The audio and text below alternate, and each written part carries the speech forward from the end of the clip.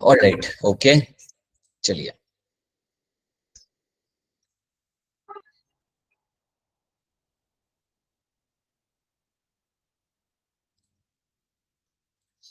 Like who has told us, वैसे बाकी लोग भी जिनके कोई स्पेसिफिक ऐसे लाइक टॉपिक्स सीखने के रहेंगे, then please also let me know that, so I will be ensuring that कि आपके फ्यूचर वाले क्लास में आपके कवर हो जाए, ठीक है। ऑलराइट, सो चलिए let's start with some questions. तो कहाँ से हम लोग स्टार्ट करें? Let's start from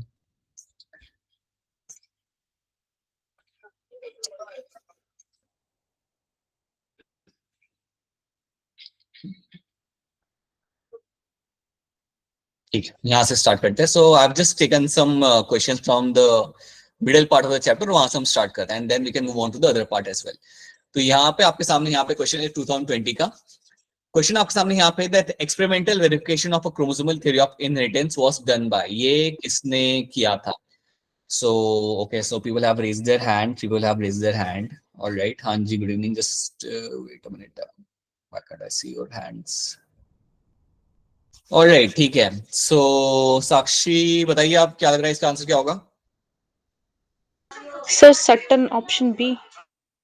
option B कह रहे हो आप? ऑलराइट, ठीक है। ओके, मुस्कान आपको क्या लग रहा है? सर एक्सपेरिमेंट तो मॉर्गन ने किया था ना ड्रोसोफिला पे। ठीक है मुस्कान, आपका आंसर यहाँ पे डी आ रहा है। अच्छा, हम गुंजन से आंसर पूछ रहे थे, गुंजन आप क्या कह रहे हो?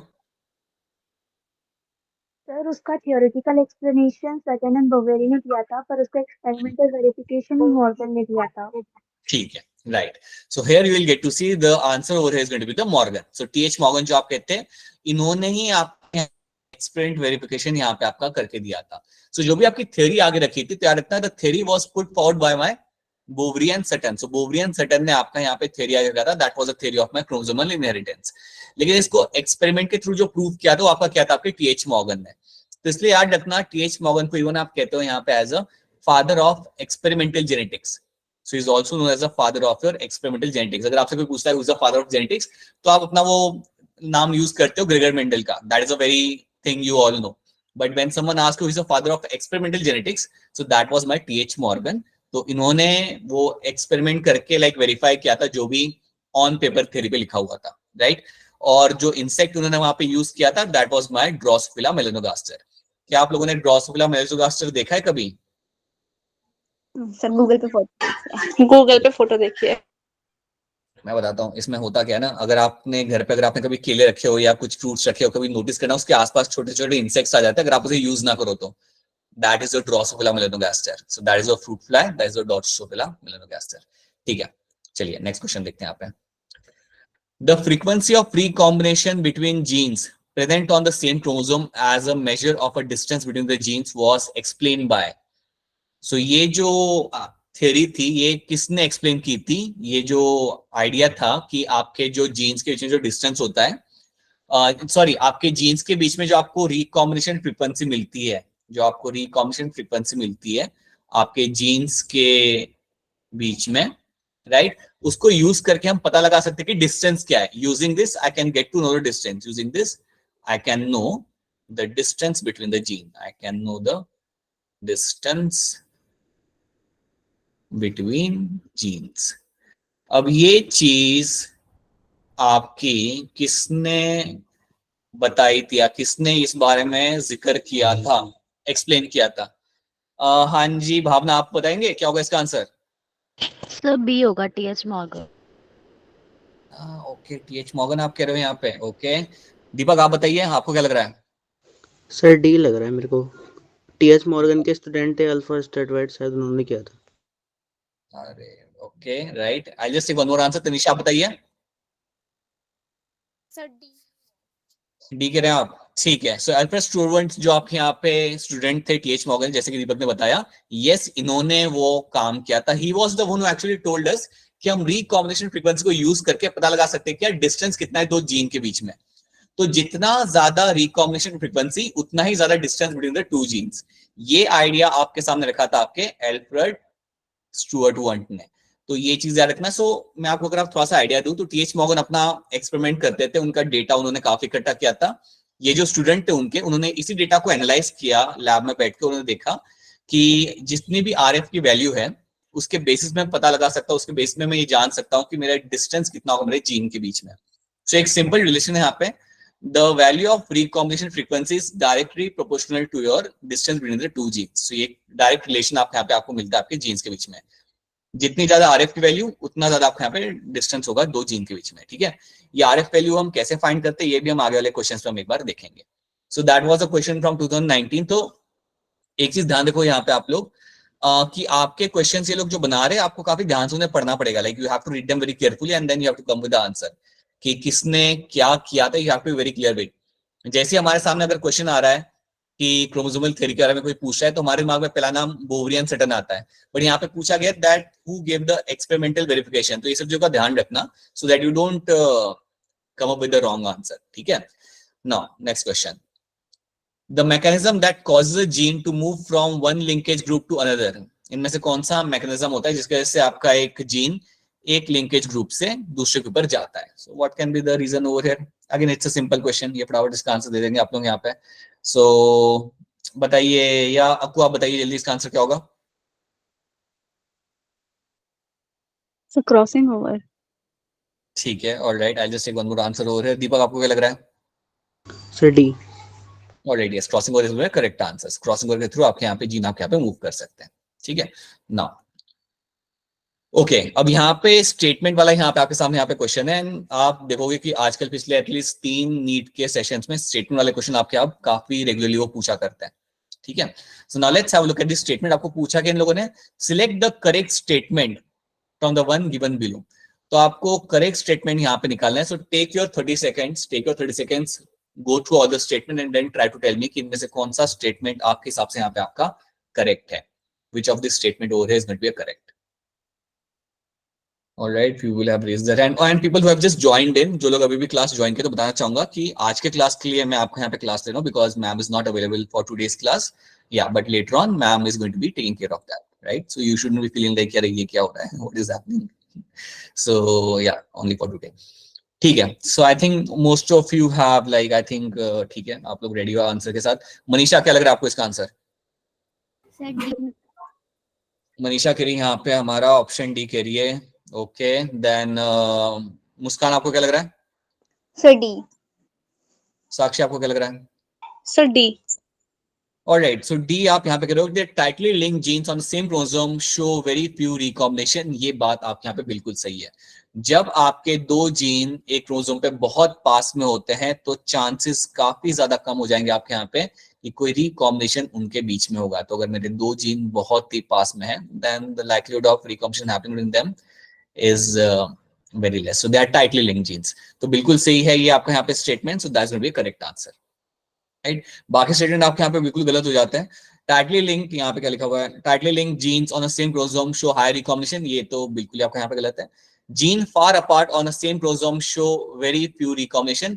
ये भी गलत है। अगर जीन काफी दूर दूर है then recombination आपको काफी अच्छा होते हुए आपको मिल जाएगा। क्रॉसिंग और उसमें से बीच में से इजीली आपका पास हो सकता है। Genes loosely linked on the same chromosome show similar recombination. ये बात क्या आपके यहाँ पे सही नहीं है। So that is why option D becomes over here as a correct answer. Then यहाँ पे पूछा गया है which of the following statement is not true.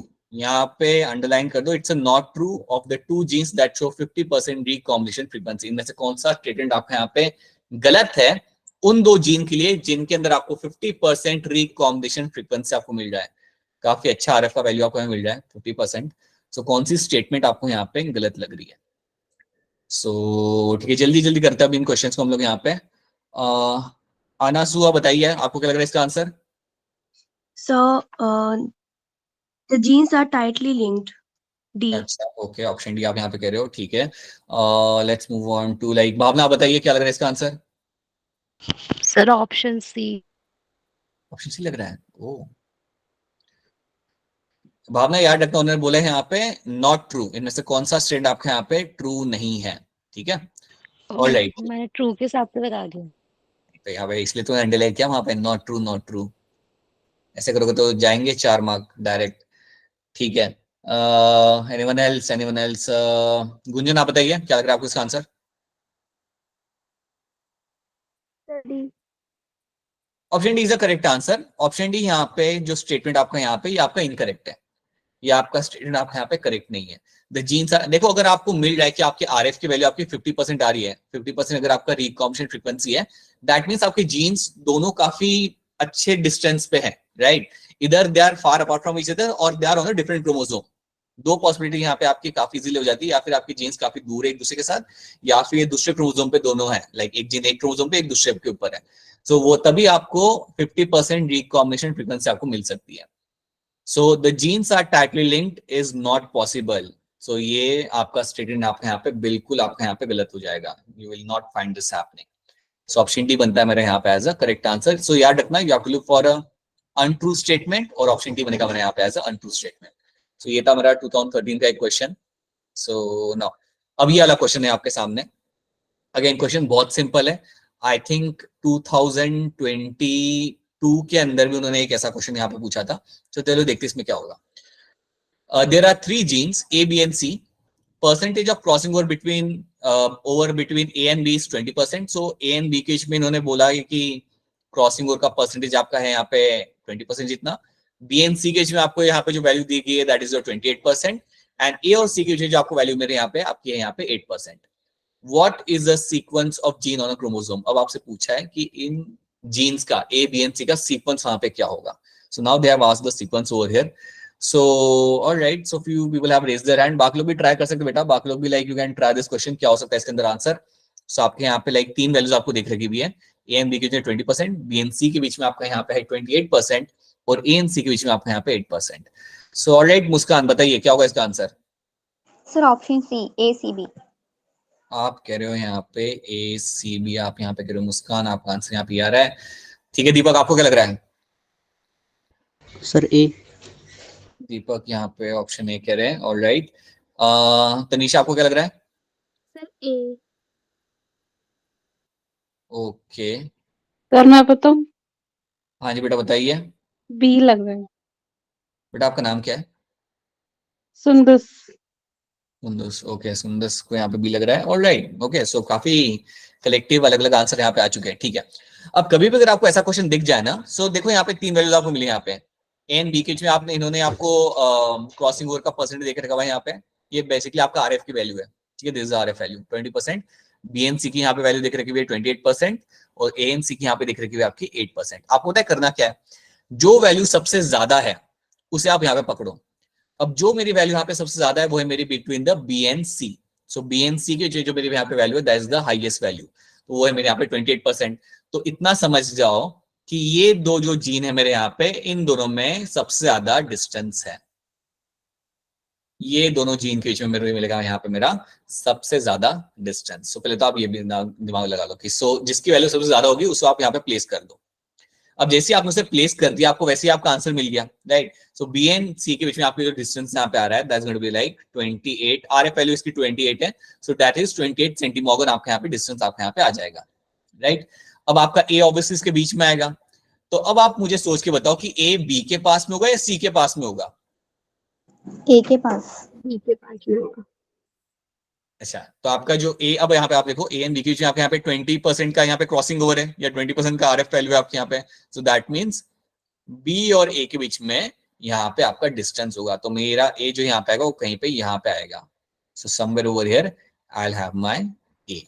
ठीक है, तो इस तरीके से मुझे यहाँ पे मेरी वैल्यूज मिल जाती है. सो 28 मेरा ये हो गया सबसे लंबा डिस्टेंस, और फिर मेरा यहाँ पे आएगा ये जो डिस्टेंस मेरा आएगा that's going to be around like 20 centimorgan मेरा बनेगा between the A and B, और ए एंड सी के बीच में यहाँ पे सबसे छोटा मेरा यहाँ पे डिस्टेंस है that's going to be around my 8 centimorgan, right. तो आपका जो सीक्वेंस आपका यहाँ बनता है वो आपका बनेगा सीक्वेंस यहाँ पे आपका B A and C.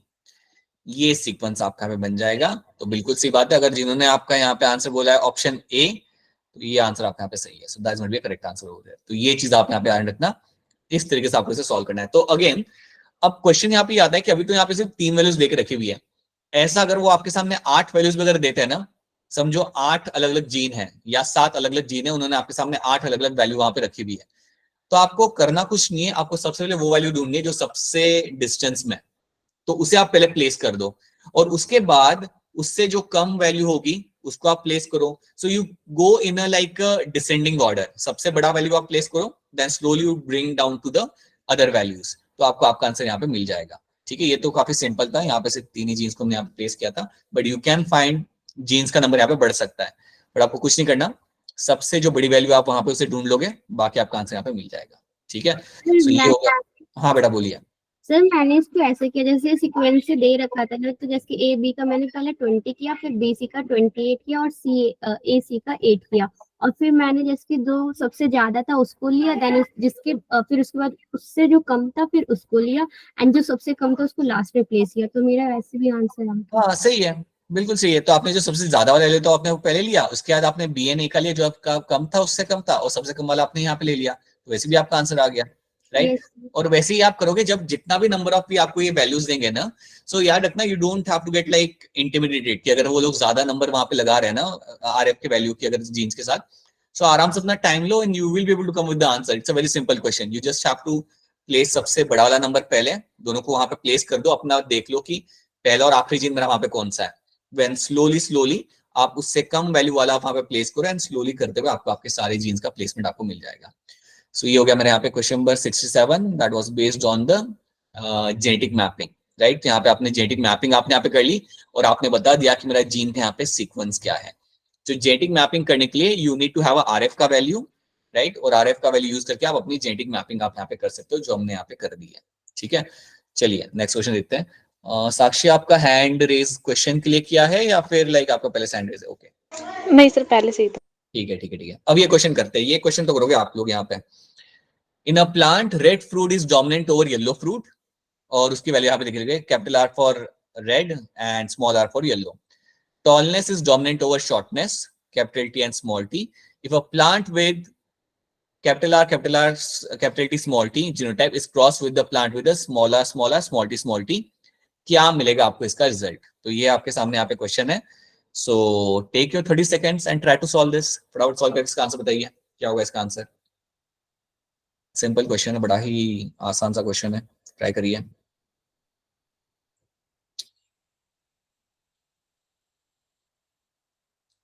And all of you will have just joined in. Arif, good evening. And yeah, Arif is only one, I guess. Okay. All right, Gunjan, आपका हो गया. बताइए क्या होगा इसका आंसर. सर बी होगा. हमारे सारे फ्रूट्स टॉल होंगे पर उसमें से 50% ही रेड होंगे और 50% येलो होंगे. All right. ठीक है, मनीषा आपको क्या लग रहा है? Sir B 50% tall with red fruit. ठीक है, option B. All right. Muskan, Sakshi आपको क्या लग रहा है दोनों को? सर डी लग रहा है. All the offspring will be toll with red fruit. Right, बिल्कुल सही. तो 100% आपका यहाँ पे जो आंसर निकल के आएगा वो आपका यहाँ पे बी ही होगा.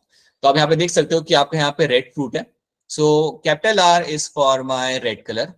राइट, ये आपका डोमिनेंट है आपका यहाँ पे, and small R is for my yellow. ठीक है, तो अब हम डायरेक्टली इसको क्रॉस करके देख लेते हैं यहाँ पे.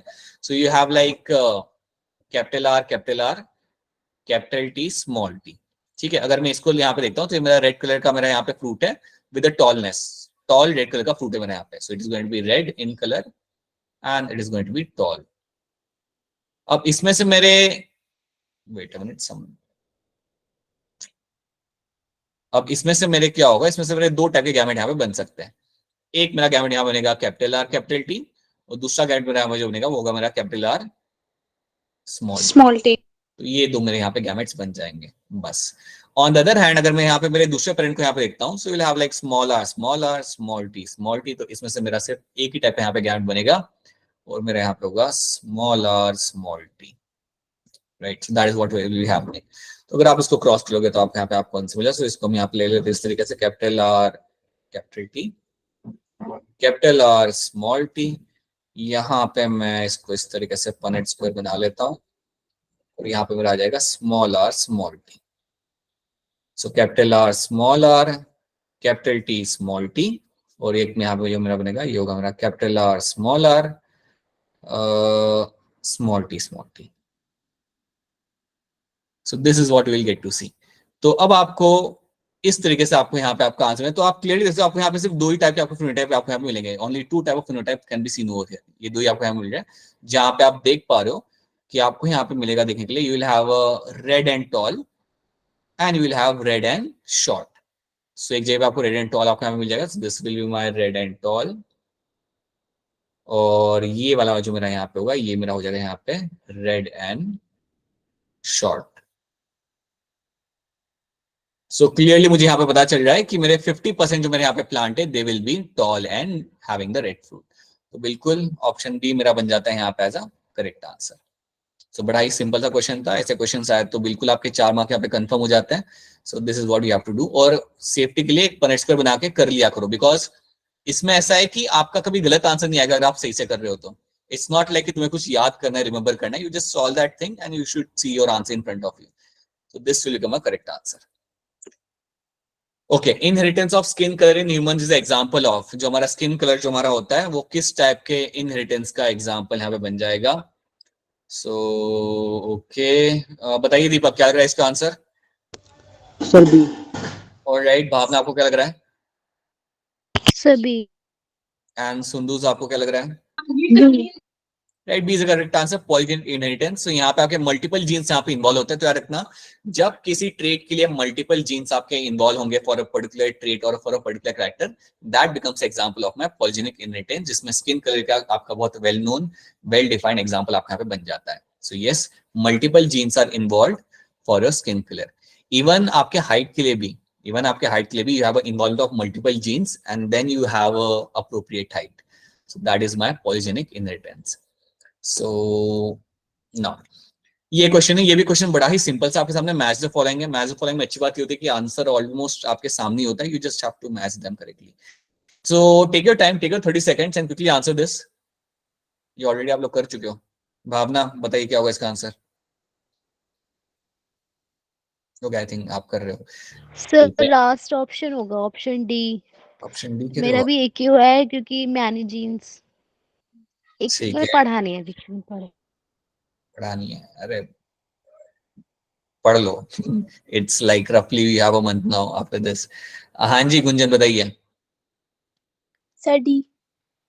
आप भी डी कह रहे हो, alright okay. Manisha. Sir D है। तो सर डी ही है। डी है। इसमें एलिमिनेटी तो हो गया क्योंकि पॉलीजेनिक है तो वो मैनीजीन होता है और एक हाँ, कैरेक्टर। एक ही ऑप्शन से पता चल रहा है। अच्छा, एक्सप्लेन कर दो मुझे, कौन एक्सप्लेन करेगा इसे, कैसे पता चला सर आपको मैं एक ही मैं option करूँ। है? हाँ बेटा आप करो, चलो बताओ। सर इसमें पॉलीजेनिक है दे रखा है, अगर हमें हमारे पास टाइम नहीं है तो इसे क्विक करने के लिए पॉलीजेनिक है। हमें पता है जो मैनीजीन्स होता है वो सिंगल कैरेक्टर मतलब करता है और वो स्किन कलर होता है, और प्लियोट्रॉपिक है वो सिंगल जीन होता है और बहुत सारे कैरेक्टर को कैरी करता है। फिनाइल कीटोनुरियस के एग्जांपल है, तो ऑप्शन डी। राइट, तो आपने डी को यहाँ पे 1 के साथ मैच किया, आपने कहा कि वो कहाँ पे लग रहा है और आपने कहा कि वो यहाँ पे लग रहा है, and that becomes your answer directly over here. Yes, तो बिल्कुल आप ऐसे भी करके आप फटाफट अपना आंसर देके आप अपने ओएमआर पे बबल करके आप आगे बढ़ सकते हो। तो बिल्कुल सी आपका डी आपके यहाँ पे सही आंसर है। पॉलीजेनिक जैसे कि आपने बताया, many genes governs a single character, तो ये बिल्कुल आपके यहाँ पे 1 के साथ लग जाएगा। Pleiotropy, a single gene inheritance influence many character, बिल्कुल सिंगल जीन कई सारे कैरेक्टर को कंट्रोल करता है, जिसका एग्जांपल आपने मुझे बताया बहुत बढ़िया, that is your phenylketonuria. So that also becomes with the C का 4 आ गया यहाँ पे। Dominance is something you know, in a heterozygous organism only one allele express itself, so A के साथ मेरे यहाँ पे 2 लग जाता है, एंड कोडोमिनेंस का मेरे यहाँ पे जाएगा बी के साथ यहाँ पे मेरा 3। Right, so option D becomes my correct answer. Simple question, चलिए एक और देखते हैं। ये है आपका क्वेश्चन, यहाँ पे आपको बताना है कौन सा स्टेटमेंट आपके यहाँ पे इनकरेक्ट है। एक बार फिर यहाँ पे मैं खुद अंडरलाइन कर रहा हूँ, देखो ध्यान से, पूछा गया है कि इनमें से कौन सा स्टेटमेंट आपके यहाँ पे इनकरेक्ट होगा। So take your time and then try to answer this. So you have this 4 statement in front of you, बताइए कौन सा यहाँ पे इनकरेक्ट होगा। ऑलराइट, काफी जल्दी आंसर निकाल लिया आप लोगों ने, सही है। ओके, ठीक है गुंजन बताइए क्या लग रहा है इसका answer. Sir D. Option D के रहे हो आप गुंजन यहाँ पे, ठीक है। एनासुआ आपको क्या लग रहा है। Sir option D. Alright, I just take one more answer and then I move forward. बता दीजिए भावना, बताइए क्या लग रहा है आपको। सर स्क्रीन ही चली गई, एक सेकंड। अच्छा, स्क्रीन चली गई, ठीक है। तब तक साक्षा नेटवर्क बताइए की क्या लग वजह रहा है आपको से। इसका। हाँ बोलो बोलो। सर डी होगा। ठीक है, डी। ऑलराइट, सो आप करोगे ये मेरा इनकरेक्ट है यहाँ पे, तो चलिए फटाफट देख लेते हैं यहाँ पे। Human mails have one of the sex chromosome much shorter than the other, ये बात सही है, वो लोग वाई क्रोमोसोम की बात कर रहे हैं यहाँ पे, that was the Y chromosome, so that's a correct statement. हमारा वाई क्रोमोसोम यहाँ पे काफी छोटा होता है। Male fruit fly is heterogametic, बिल्कुल सी बात है, male fruit fly male human की तरह ही होता है, like they will also have this XY वाला condition in them, so yes they are going to be heterogametic. तो ये भी, and that also means that कि आपके मेल्स के अंदर you will have two kind of gametes is been formed. So males के अंदर heterogametic का मतलब यहाँ पे ये होगा that you have two kind of gametes are formed. So एक आपका जो gamete रहेगा it will have the sex chromosome, उसके अंदर X रहेगा, और एक जो male gamete यहाँ पे होगा it will have a sex chromosome जो यहाँ पे रहेगा आपका Y रहेगा, ठीक है। So that's going to be, ये भी आपके यहाँ पे true होता है। In male grasshopper 50% of the sperm have no sex chromosome, ये बात भी आपकी सही है। ये बात से अगर आपको याद होगा तो ग्रास हॉपर के अंदर स्टोरी कुछ ऐसी होती है, एक्सो होता है। हाँ जी, XX एंड X0 वाली कंडीशन आपके यहाँ पे आपको मिलती है देखने के लिए, राइट। सो मेल्स जब गैमेट्स बनाते हैं, स्पर्म बनाते हैं, तो 50% of them will not have a sex chromosome and 50% will have the X chromosome. So yes, that's the story of the grasshopper, जो सही है। In domesticated fowl sex of the progeny depends on the type of a sperm rather than the egg, ये बात गलत है। Birds के अंदर होता ये है कि आपके बनाए जाते हैं दो टाइप के egg. So in the birds will find two kind of eggs are been form which will like have like autosomes plus Z, and you will have autosomes plus W. तो दो टाइप के आपके यहाँ पे egg बनाए जाएंगे, these are the kind of egg which are been formed in the birds. और जो स्पर्म बनाया जाता है वो कौन से टाइप का बनाया जाता है? Female We have the autosome plus Z. So यहाँ पे एक टाइप का आपका स्पर्म बनेगा इन द मेल्स के अंदर। सो यस, ये स्टेटमेंट आपका यहाँ पे हो जाता है गलत। अच्छा एक बात बताइए आप लोग मुझे कि अगर यहाँ पे डोमेस्टिकेटेड फाउल की जगह लिखा होता रेप्टाइल्स, तो क्या ये स्टेटमेंट सही होता या गलत होता?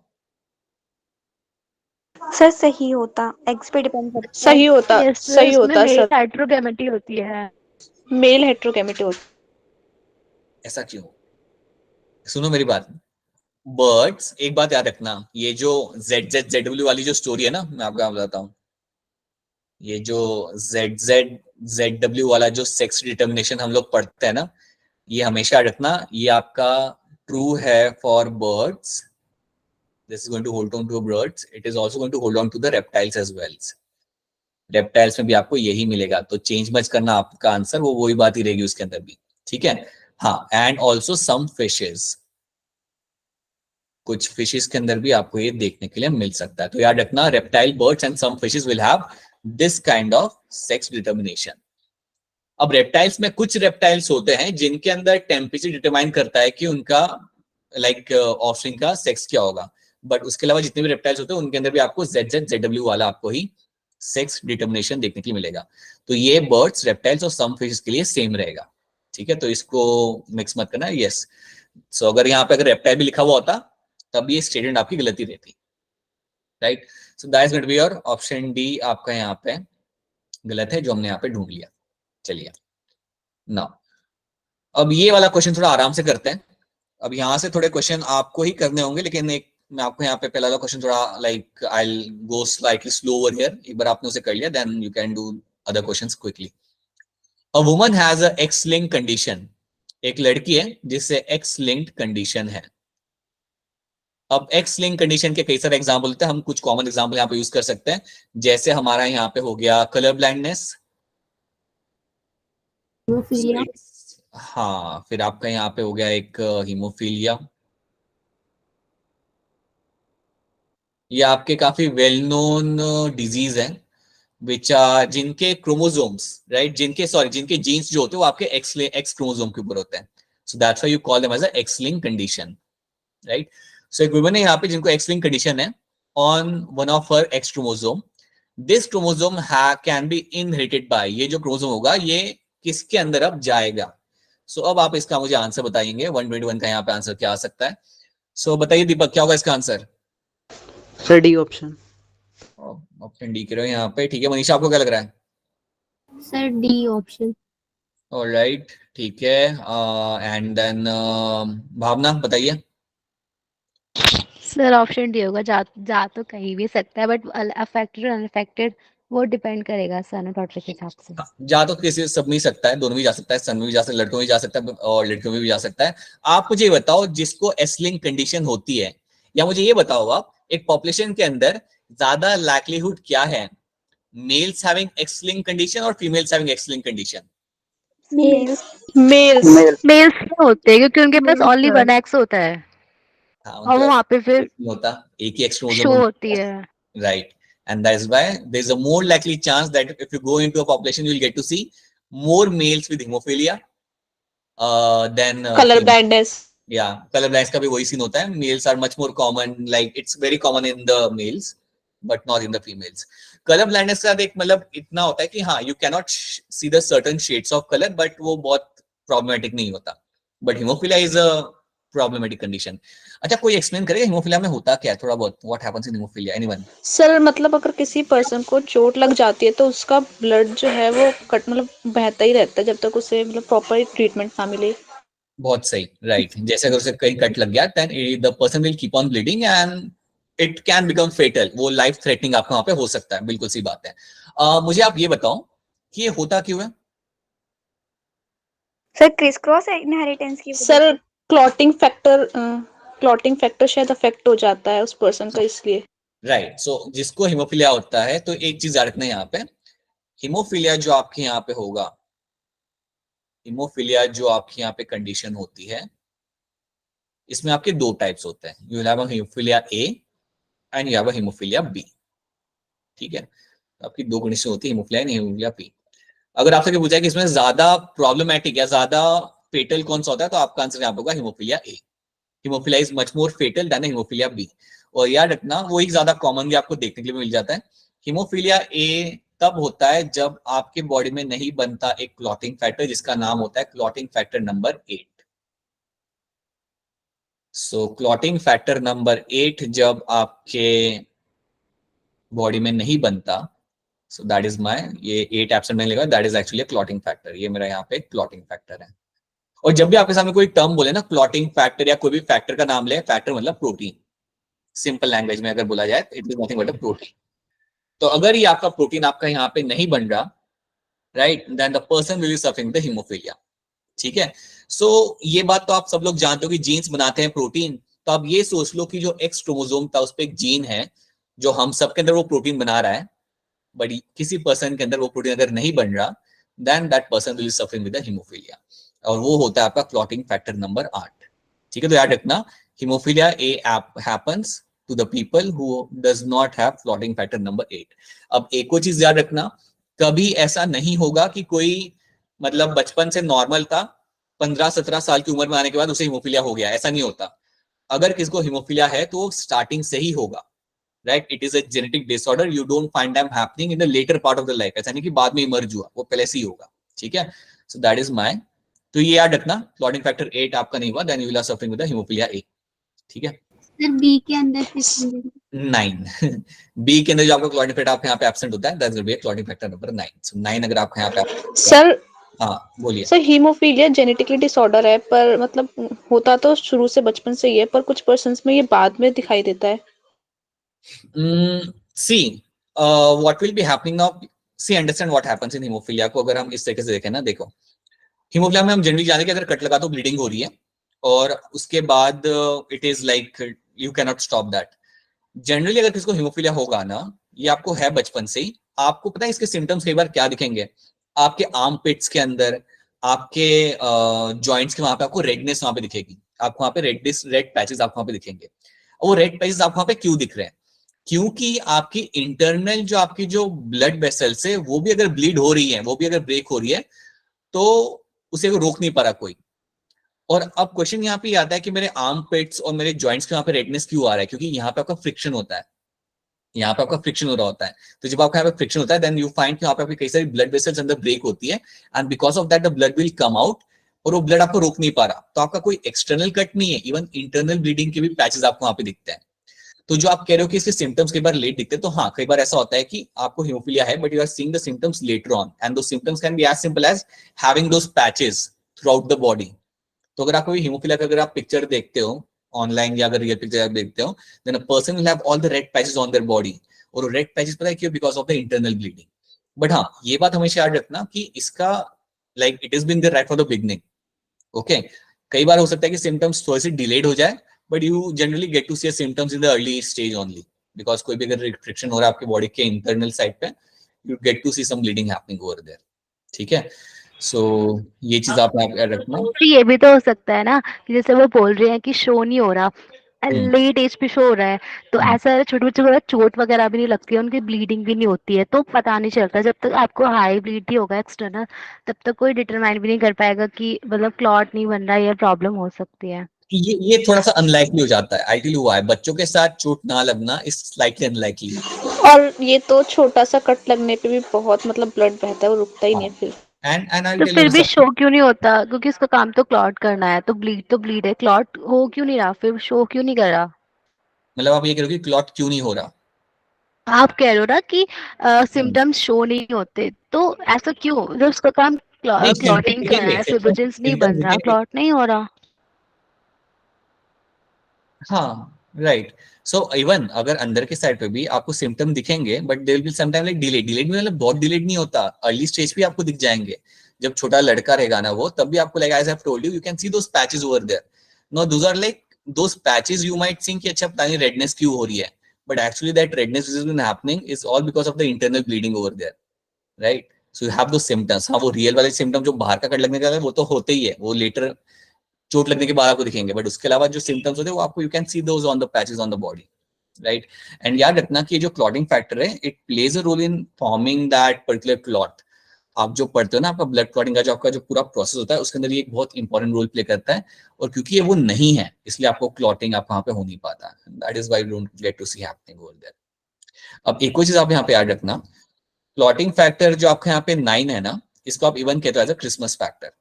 एक और चीज आप दिमाग में लगा सकते हो कि इसको हम इवन कहते हैं, सिंपल नाम है, इट्स अ क्रिसमस फैक्टर जिसे हम बोलते हैं, जिससे आपको यहाँ पे होता है haemophilia B, right? So you have a A and you have a B over here.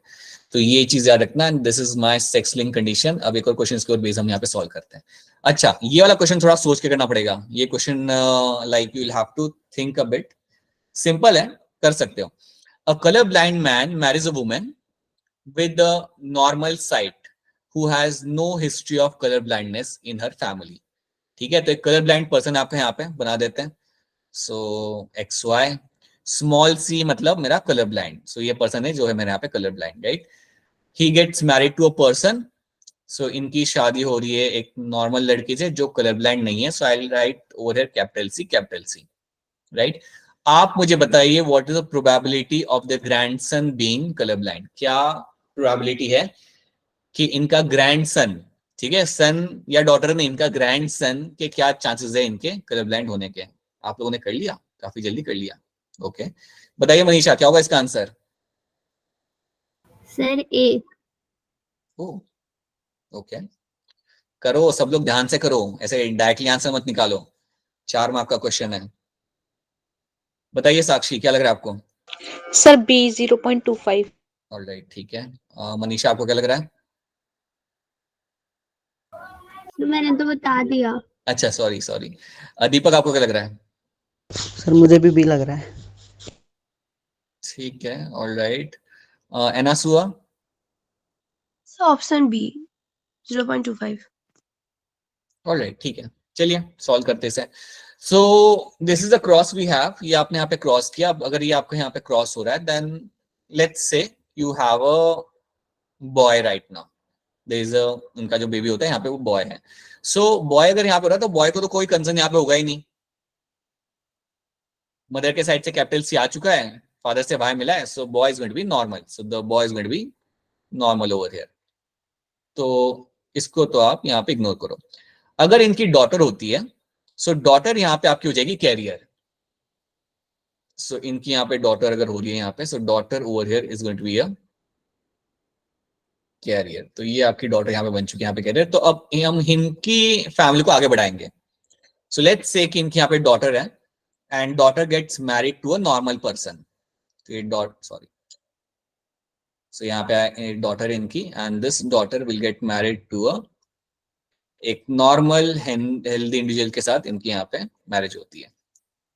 सो अगर ये होता है then you can actually see कि आपका यहाँ पे कितने आपके यहाँ पे पॉसिबिलिटी है आपके सन के होने के आपके कलर ब्लाइंड। तो इसको भी आप अपने सेफ्टी के लिए you can make a Punnett square and you can do that, right. So you have a daughter and you have a girl and you have this husband over here। अब देखते हैं यहाँ पे क्या होगा। ये एक इनकी यहाँ पे डॉटर है, शी इज नॉर्मल, बिल्कुल नॉर्मल है, कैपिटल सी दोनों के अंदर आ जाएगा यहाँ पे। Here you have again a daughter but she is going to be a carrier। Then यहाँ पे you have a son जो वापस से नॉर्मल है, कैपिटल सी है तो वो नॉर्मल हो गया यहाँ पे। And then you have a son जो यहाँ पे आपका होगा अफेक्टेड। तो यहाँ पे आपका जो सन है is going to be affected. तो आप यहाँ पे देख सकते हो कि जब इनका यहाँ पे जब मैरिज हुआ तो जो पॉसिबिलिटी आपके यहाँ पे है ग्रैंडसन होने की, that is going to be 0.25%। Grandson with the color blindness, so grandson with color blindness can be seen happening in this condition। जो आपकी chances रहेंगे आपके यहाँ पे is going to be around 0.5%, 0.25%। Sir बोलिए।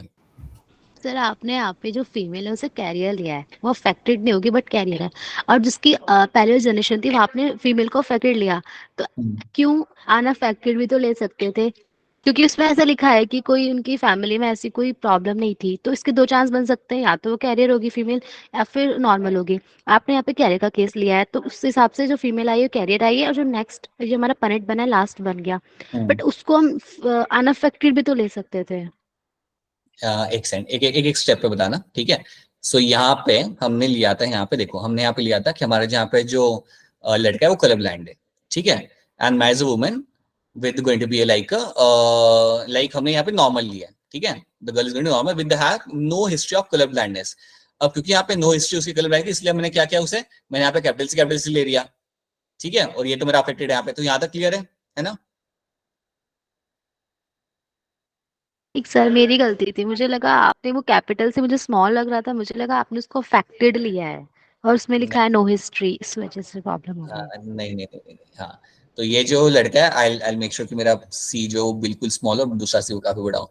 सो yes, the person over here is going to be like affected small C वाला, और ये जो लड़की यहाँ पे ये तो आपकी नॉर्मल है, capital C, okay. And then इनके बाद if they have a son then is going to be a normal, तो उसको तो आप हटा दो, तो नॉर्मल रहेगा। यहाँ पे लड़की हुई that will like capital C small C. अब हमें वही पूछा गया कि ग्रैंड सन के क्या चांसेस है, तो आप वो लड़की लो, right. You take the daughter, you marry the daughter with the normal guy and then you count कि क्या पॉसिबिलिटी है मेरे कलर ब्लाइंड ग्रैंडसन होने की, राइट। सो 0.25% ही यहाँ पे आपकी पॉसिबिलिटी आपके यहाँ पे बन रही है। तो क्या ये वाला क्वेश्चन सबको यहाँ पे समझ आ रहा है, बताओ पहले। सर समझ तो आ गया, लेकिन मेरा ना ये गलत जाता है, मतलब मैंने 3-4 बार क्वेश्चन किया लेकिन 3-4 बार ये क्वेश्चन सेम गलत जाता है मेरा। अभी क्या होगा ना, अभी हम और 2-3 ऐसे क्वेश्चन कर लेंगे। So by the end of third question I am very sure कि वो गलत नहीं जाएगा, ठीक है। बस आराम से करो, हो जाएगा, ठीक है। 1-2 करते हैं हम लोग, फिर देखते क्या होता है। ऑलराइट, सो ये हमने यहाँ पे देख लिया, this is what will be happening. So अब ये वाला क्वेश्चन आपके सामने आ रहा है, आराम से देखो, take your time and then try to solve this. A man who has a father, या पहले काम करो खुद से ट्राई करो सॉल्व करने का, then I will help you out in this.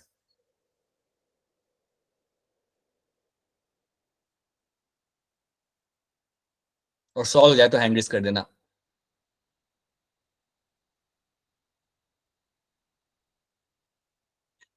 साक्षी हो गया सॉल्व, बढ़िया। बताइए साक्षी।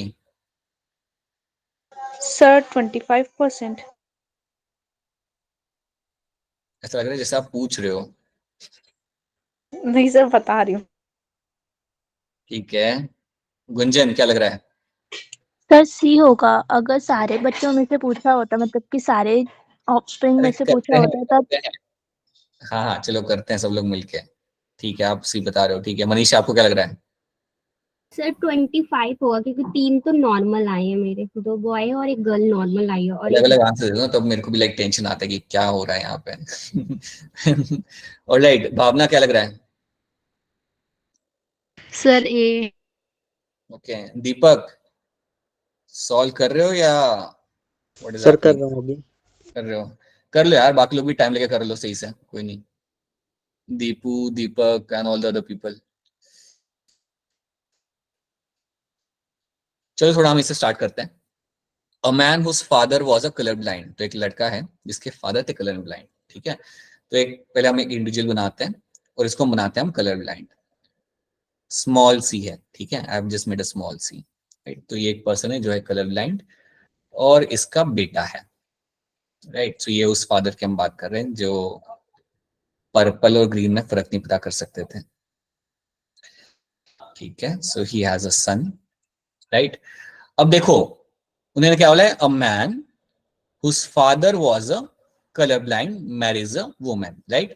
तो ये जो इनका जो लड़का होगा ना, लड़के को थोड़ी फादर से मिलेगा स्मॉल सी, हम अज्यूम करते हैं। नॉर्मल होगा। हाँ ये तो नॉर्मल रहेगा, इसको तो मदर से मिला और मदर इसकी नॉर्मल थी, राइट। तो ये लड़का तो यहाँ पे आपका बन गया नॉर्मल। सो इनका जो लड़का है यहाँ पे, ये आपका होगा यहाँ पे नॉर्मल, ठीक है। अब क्या लिखा है इन्होंने यहाँ पे, marriage a woman who had colour blind mother. अच्छा, तो इन्होंने यहाँ पे जिनसे शादी की उनकी मम्मी कलर ब्लाइंड थे, तो उन्हें भी यहाँ बना देते हैं। तो यहाँ पे मदर है जो कलर ब्लाइंड थी, इनको डिफरेंस नहीं दिखता था, so that is the mother over here, right? और यहां से आपको मिलेगा, अगर इनकी हम डॉटर की बात करें, सो डॉटर कैरियर। कैरियर, बिल्कुल सही, स्मॉल सी उसको मिला कैरियर मदर, बन जाएगा। और हाँ हस्बैंड तो इनका नॉर्मल ही होगा। सो तो ये बन गई आपके यहाँ पे स्टोरी। तो आपकी स्टोरी अब यहाँ पे बन चुकी है, right. So you have a male who is normal and you have a girl who is going to be carrier, small C capital C, ठीक है। अब आपसे पूछा है what percentage of male children of this couple will become colour blind. अरे कर लो यहाँ पे फटाफट हमारा पॉइंट स्क्वायर बना के चेक कर लो, वैसे डायरेक्टली भी कर सकते हो बट लेट्स गो स्लोली। तो यहाँ पे हम लगा दिया हमारा लड़की का जीनोटाइप, यहाँ पे हमने लगा लिया हमारे यहाँ पे लड़के का genotype. Now let's see what are the possibilities.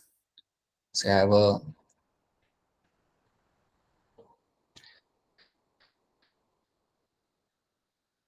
so you have a carrier girl. So हम तो वैसे भी like लड़के के दिख रहे हैं, but still let's make all of them.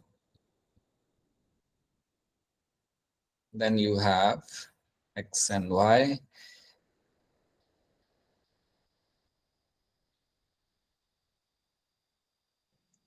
Sir ये कैपिटल सी और स्मॉल सी का क्या मतलब है?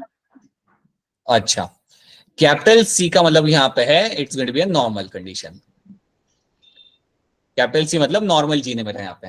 अगर स्मॉल सी मेरा यहाँ पे that is my affected gene, ये मेरा लाइक रिसेसिव जीन है।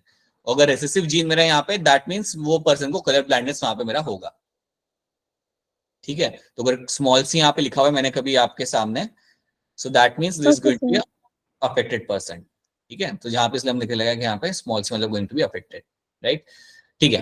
तो हमने इसे यहाँ पे डाल दिया इस तरीके से। यहाँ पे आपका यहाँ पे कैपिटल सी आपका यहाँ पे आ चुका है। तो आप बिल्कुल देख सकते हो the possibility of having a couple, what percentage of male children of this couple will be color blind.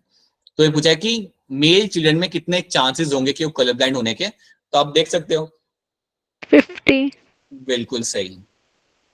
Sir मैंने वो पूरे हाँ, फोर आपने चिल्ड्रंस पूरा में थे। देखा। अगर वो ये पूछते ना आपको कि what is the percentage of chances of having a child who is going to be colour blind, तो बात अलग हो जाती, तो होता 25%। जब उन्होंने पूछा what percentage of male children of this couple will be colour blind, then आपका यहाँ पे आंसर आ जाता है आपके यहाँ पे 50%। अब ये बताओ ये बात समझ आ रही है नहीं आ रही, पहले सच्ची बताओ ये बात समझ आ रही है नहीं आ रही? दीपक, तनिषा, साक्षी, भावना, समझ आ रहा है नहीं आ रहा? Yes sir. Sir right, and this question goes to all of you because अभी फिलहाल आप चार लोग यहाँ पे मुझे दिख रहे हो। I hope it's clear to all of you कि और समझ नहीं आ रहा तो बोलो कि समझ नहीं आ रहा, right. Will just solve few more question based on this so you will have a idea ultimately. तो याद रखना कैपिटल से हम यहाँ पे जब लगा रहे हैं that means that's a normal person, small से अगर हम यहाँ पे लगा रहे हैं that's a recessive person, that's a recessive allele, और that means it is going to be affected condition colour blindness के अंदर। ये जेनेरिक हम लोग यहाँ पे यूज करते हैं, ठीक है। तो आपके जो मेल चिल्ड्रन आपको यहाँ पे मिलेंगे ओनली 50% चांस है आपका कि male baby is going to be colour blind. अब ये जो स्टोरी होती है ना, ये तो हम अभी पढ़ रहे हैं, बट एक्चुअली जो like you have this counsellor, genetic counsellor, वो एक्चुअली कपल्स को बताते हैं कि ये पॉसिबिलिटी है आपके चाइल्ड के होने की। अब कलर ब्लाइंडनेस कोई कंसर्न नहीं होता, तो इसको लेके कोई जेनेटिक काउंसलर इतना कंसर्न नहीं होता, बट कई सारी ऐसी डिजीज होती है जो काफी फेटल होती है। So in that case, they actually let you know that these are the possibilities of having a child with this kind of condition. So that is what a genetic counselor will do. ठीक है, तो ये हमने यहाँ पे कर लिया solve, and I hope ये सबको यहाँ पे समझ आ रहा है। एक बार फिर आपसे पूछ रहा हूँ, क्या ये वाला क्वेश्चन आप सबको यहाँ पे समझ आ रहा है? Yes sir. सर ठीक है, अगर नहीं आ रहा then please let me know, so I repeat that thing again to you. ठीक है, ये वाला क्वेश्चन अब करके देखते हैं। अब ये वाला क्वेश्चन ध्यान से पढ़ लो, मैं बस क्वेश्चन पढ़ता हूँ, आप लोग खुद सॉल्व करो इसे। यहाँ पे if a colour blind woman marriage a normal vision man, एक कलर ब्लाइंड वुमन है आपकी यहाँ पे, marriage a normal vision man, इसके लड़के कैसे होंगे? सो यहाँ पे हम बता देता हूँ आपको, यहाँ पे अगर कलर ब्लाइंड वुमन है यहाँ पे, तो समझ जाना she will be having small C, तभी वो कलर ब्लाइंड हो सकती है। Only in that case she is going to be a colour blind. और इनकी मैरिज हो रही है एक ऐसे इंडिविजुअल से who is going to be a normal, so capital C यहाँ पे आ गया, so that means he is going to be a normal. Take your time and then try to answer this. जल्दबाजी में गलत आंसर मत दीजिएगा।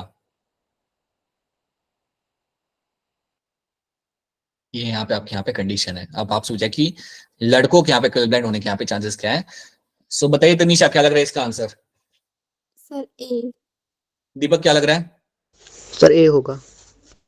साक्षी? सर ए होगा। Gunjan?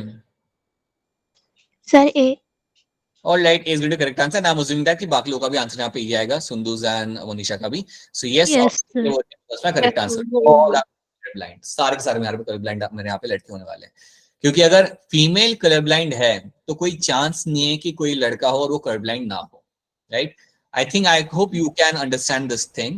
If you have a female who is going to be a colorblind over here, and if she's marrying to a man who's going to be normal, so लड़के तो सारे सारे colorblind ही होंगे, क्योंकि एक लड़का जो हो रहा है तो उसे Y मिल रहा है आपके फादर के एंड से, और X मिलेगा उससे आपके मदर के एंड से, और यहाँ से मदर के एंड से जो आपको X मिल रहा है वो डिफेक्टेड जीन आपको यहाँ पे मिल रहा है। सो यस, पर्सन आपके यहाँ पे कलर ब्लाइंड होगा। ठीक है, राइट?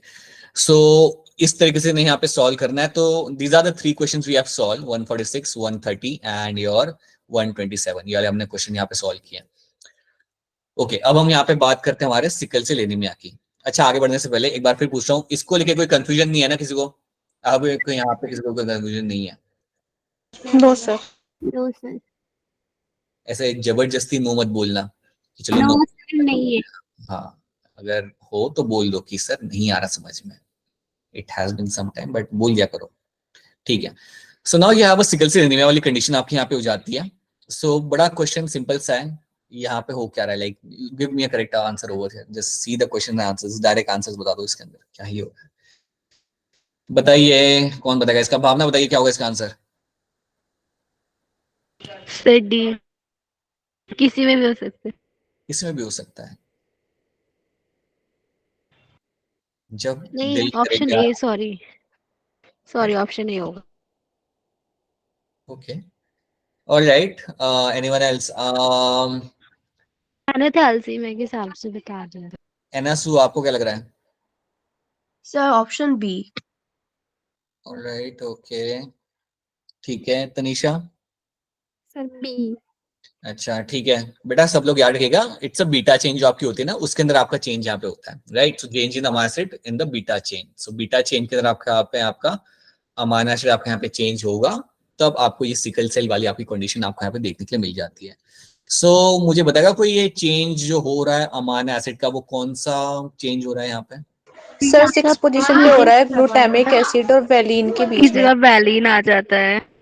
ठीक है, सो होना चाहिए था मेरा ग्लूटामिक एसिड और उसको रिप्लेस करा मेरा यहाँ पे valine at the 6th position. बिल्कुल सही। सो याद रखना, that is something. Please sickle cell anaemia अच्छे से पढ़ के जाना, काफी अच्छे क्वेश्चन इससे बन के आ जाते हैं। एनसीईआरटी वाले लेवल का आप पढ़ के जाते हो, आपके लिए इनफ रहता है। सो यस, 6th पोजीशन पे आपको यहाँ पे ग्लूटामिक एसिड को हम रिप्लेस करेंगे वैलिन के साथ, and that is when the sickle cell anaemia will be seen in that particular person. Sir NCERT में लिख रखा है जो इसके मतलब ये चेंज होता है, फिर जो आरबीसी का शेप होता है वो सिकल सेल शेप में हो जाता है, मतलब ये समझ नहीं आती मुझे लाइन। देखो आरबीसी का नॉर्मली आपका जो शेप रहता है वो आपका रहता है यहाँ पे बाइकॉन्केव, यस सर।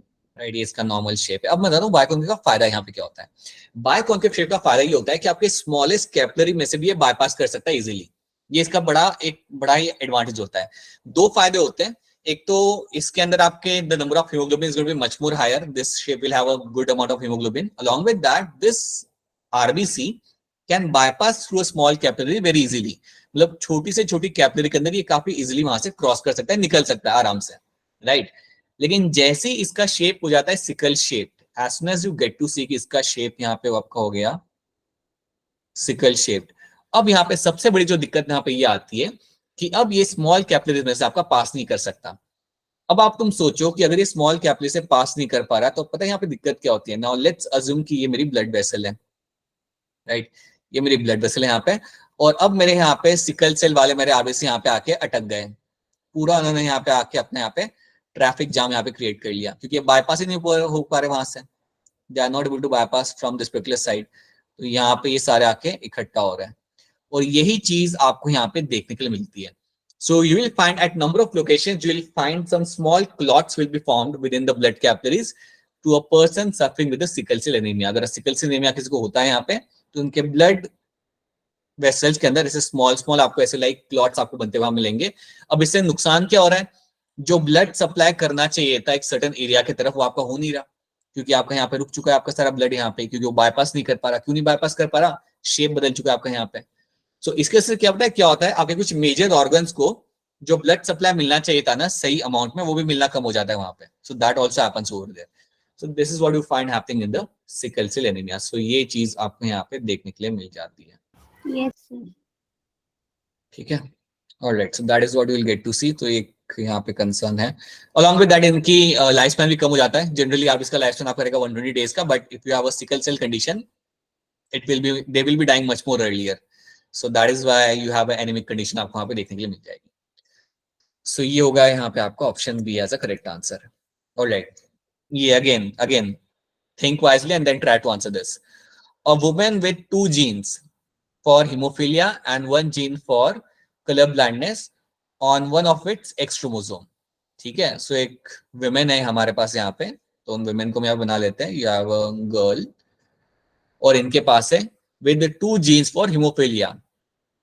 क्या बात है, she'll have 2 genes for hemophilia. Small h मतलब आपका यहाँ पे अफेक्टेड।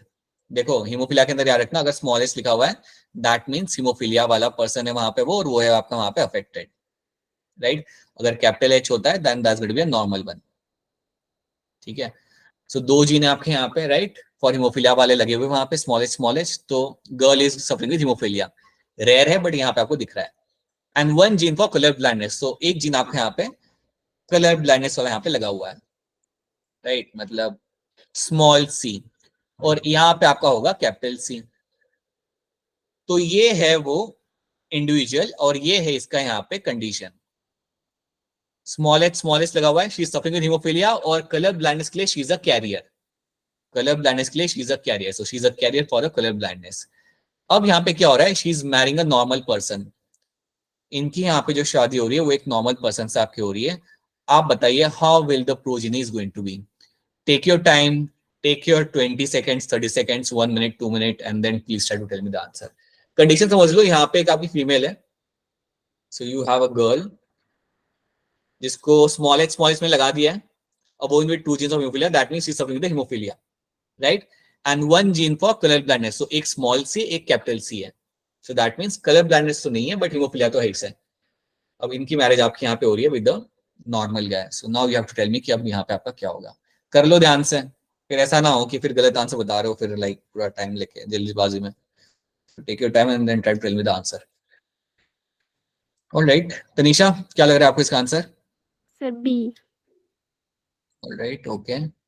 साक्षी आपको क्या लग रहा है? सब बी। गुंजन आपको क्या लग रहा है? Sir B. Manisha B sir. And Anasua? Sir option B. Alright, all of you are saying it's option B. ठीक है, बाकी लोग भी बेटा कर लो। भावना कर रहे हो या क्या हो रहा है, what is happening? Sir B होगा। ठीक है, दीपक?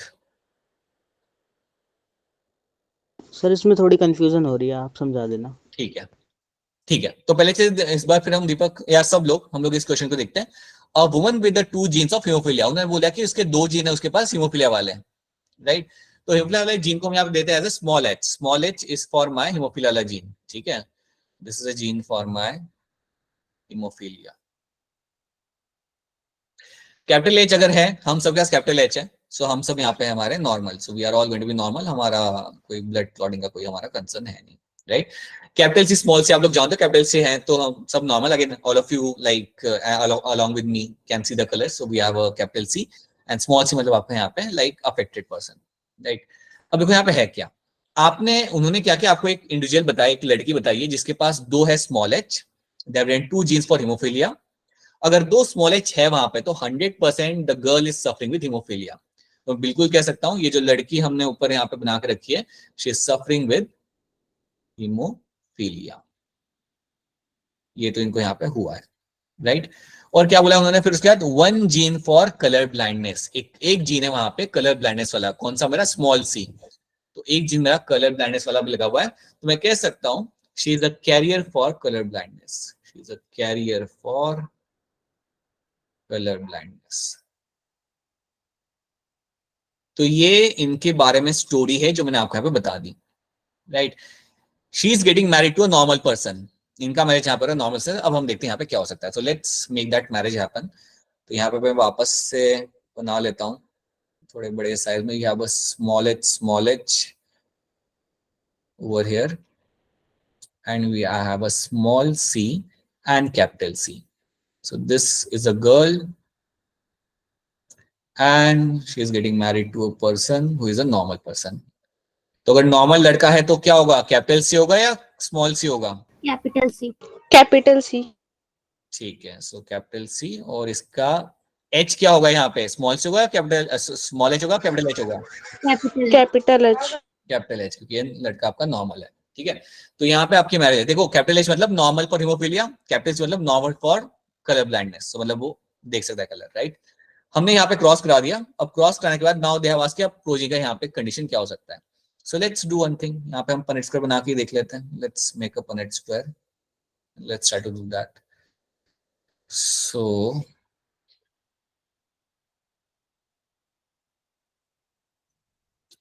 you have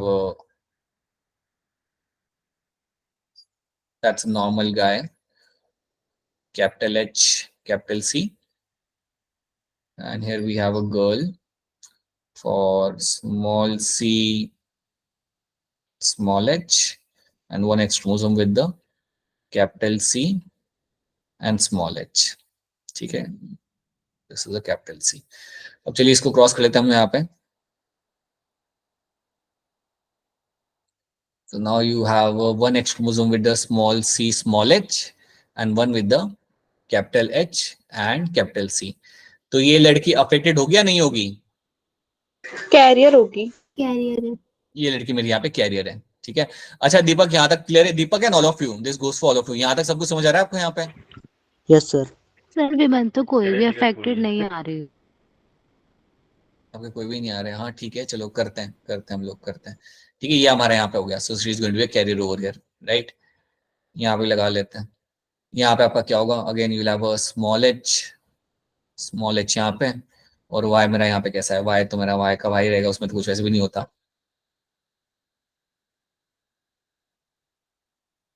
ये क्या लग रहा है यहाँ पे आपको, ये अफेक्टेड हो गया या नॉर्मल हो गया? अफेक्टेड है। मिल गया जी हमें, अफेक्टेड मिल गया। अफेक्टेड इंडिविजुअल हमें यहाँ पे मिल चुका है, राइट? अनफॉर्चुनेटली एज यूजुअल लड़का है, so that is something will get to see. You have affected individual over here, right? लड़कों ने तो affected like yeah, so here you have a boy who is affected what, haemophilia as well and affected for colour blindness as well. तो इसके पास small C और small H है, ठीक है? तो हाँ, दोनों चीजें वहां पे हुई है। इसको अनफॉर्चुनेटली इस लड़के को हीमोफिलिया भी है और इसको कलर ब्लाइंडनेस भी आपको यहाँ पे है। चलो यहाँ पे इस लड़की का देखते हैं क्या फेट है इस लड़की का। Let me go back to white only. So here you have one X chromosome, so you have a capital C and you have a small h, and ऊपर से मेरा जो X आ रहा है वो मेरा यहाँ पे नॉर्मल है बिल्कुल, मतलब capital H and capital C। तो क्या ये लड़की को कुछ होगा? No sir. Carrier बी होगा, ऑप्शन carrier नहीं होगा, होगा। बी ऑप्शन में तो लिखा है कि 50% अफेक्टेड है। देखते हैं, चलो लेट्स डू दैट ना, करते हैं ना, अभी पूरा बना लेते हैं। तो अच्छा, ये लड़की जो हमारे यहाँ पे दिख रही है, the girl you can see over here, what you can see in this, Carrier. हाँ, वो भी she is a carrier, she is a carrier for haemophilia. Carrier वो है, यहाँ पे स्मॉल एच है ना, यहाँ पे normal H, carrier for Yes, haemophilia. sir. बाकी कलर ब्लाइंडनेस का इसका कोई दिक्कत नहीं है, बिल्कुल नॉर्मल है, कोई कैरियर नहीं है। अब ये लास्ट वाला देख लेते हैं, यहाँ पे हमें लड़का बनाना पड़ेगा। So now what will happen with this particular boy, you will have your capital C, small h coming over here, and you have y is going to be a normal one. अब ये जो आपका यहाँ पे लड़का है, he will be affected for hemophilia but not haemophilia, normal है right. Colour. So ये है, इसको हीमोफीलिया है यहाँ पे, so I'll just write कि HAE, इसको हीमोफीलिया यहाँ पे है, कलर ब्लाइंडनेस आपका यहाँ पे नहीं है। ये जो इंडिविजुअल मेरा यहाँ पे है, इसको हीमोफीलिया तो मेरा रहेगा ही रहेगा, but along with that he is also suffering with the Color blindness. Blindness भी इसको यहाँ पे हो गया, राइट। ये कंडीशन आपको यहाँ पे दिख रही है। सो 50% मुझे यहाँ पे दिख रहे हैं लोग यहाँ पे जो अफेक्टेड है। Now let me see, affected अगर 50% है यहाँ पे, so 50% of the, now let's see the options over here. देखो, सो पहला स्टेटमेंट यहाँ पे क्या है, 50% haemophilic colour blindness son and colour blind, sorry 50% haemophilic colour blind sons and 50% normal son. नहीं, ऐसा तो है नहीं, कोई भी हमारे यहाँ पे सन हमारे यहाँ पे नॉर्मल नहीं आ रहा, तो ये तो आपके यहाँ पे आंसर बन नहीं सकता, right. 50% hemophilic daughter carrier, right, and 50% color blind daughters। क्या ये मुझे यहाँ पे दिख रहा है? 50% कलर ब्लाइंड डॉटर कैरियर और 50% हीमोफीलिया डॉटर कैरियर था वहाँ पे। तो सर पर हीमोफीलिया तो दोनों में है ना, तो 100% कैरियर होना चाहिए। नहीं, I am not getting your question, वापस बताइए। 100% आप क्या करो, कैरियर मतलब C, okay, now let's see this thing again. इन्होंने क्या बोला यहाँ पे statement, 50% hemophilic daughter which are going to be carrier. अब हम यहाँ पे पहले इसको हम यहाँ पे देख लेते हैं कि इसके अंदर हमारे पास 50% हीमोफिलिक डॉटर कैरियर है या नहीं है।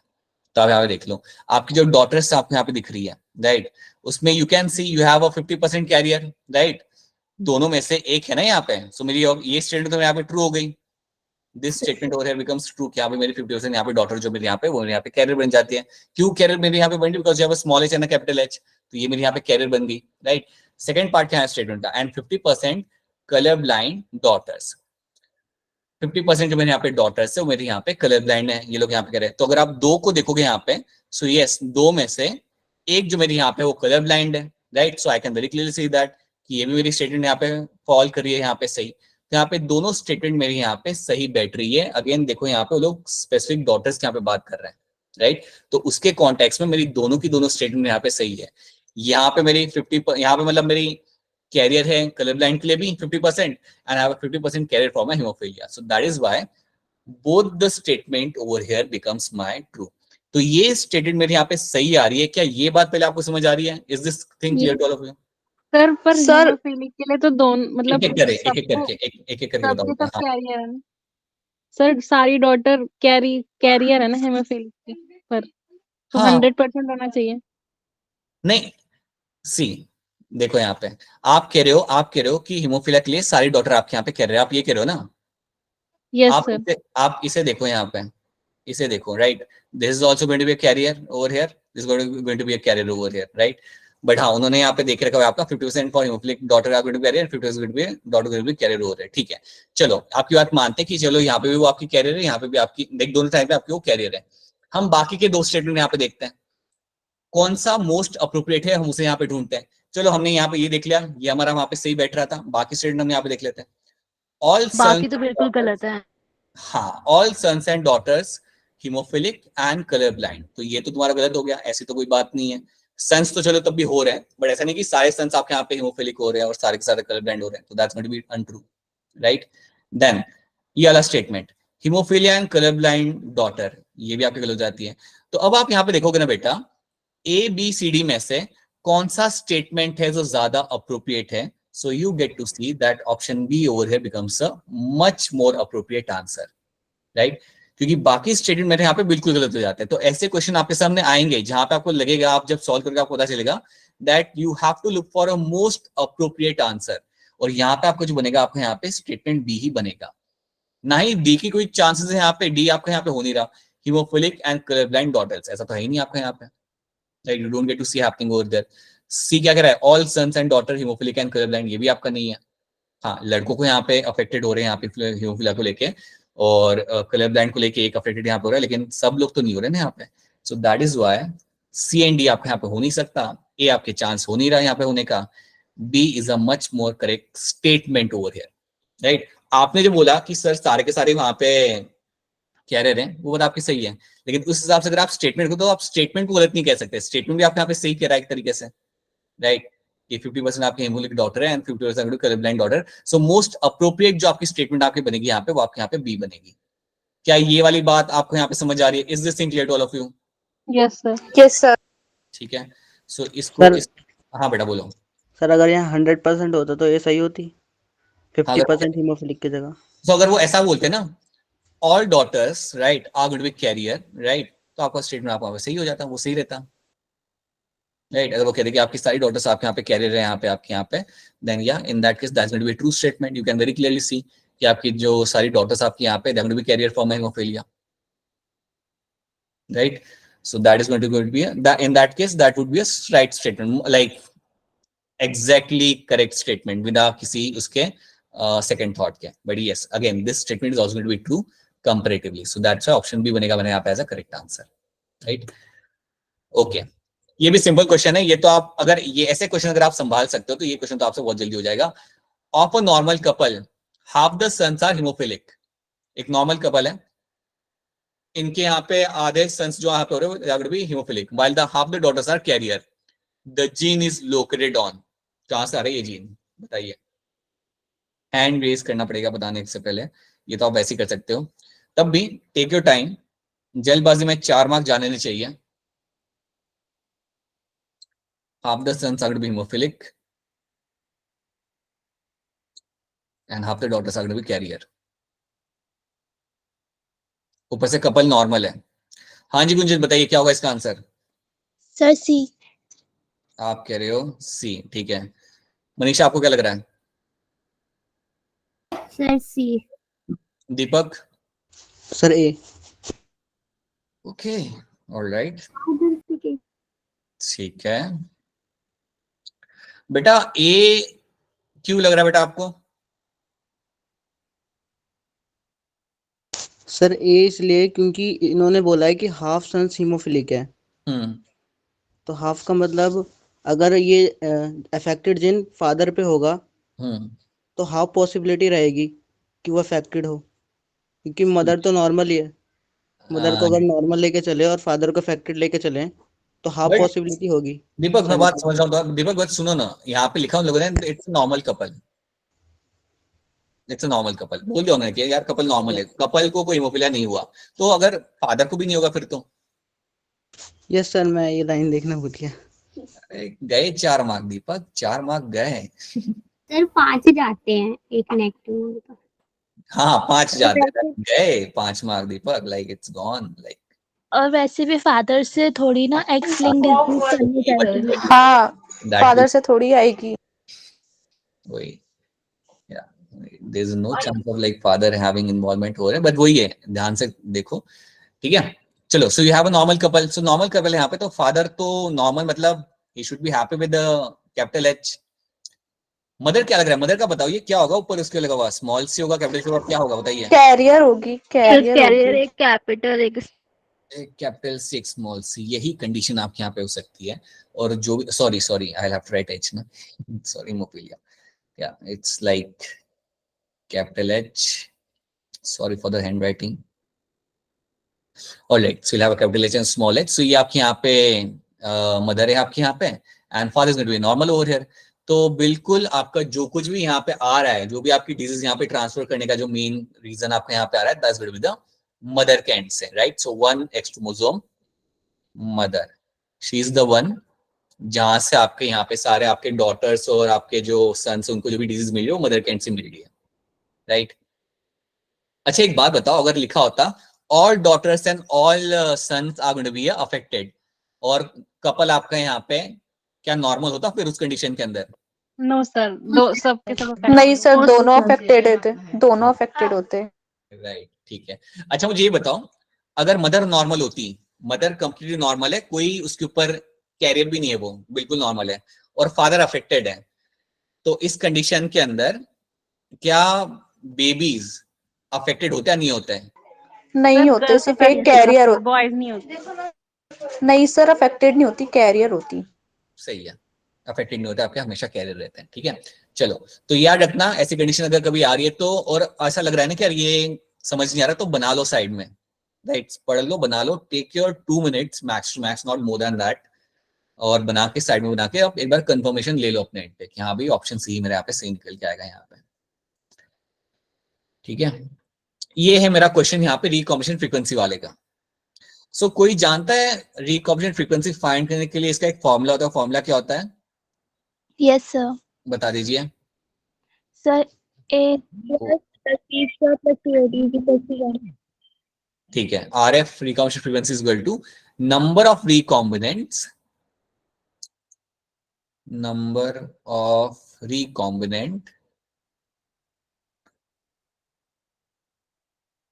upon total number of progeny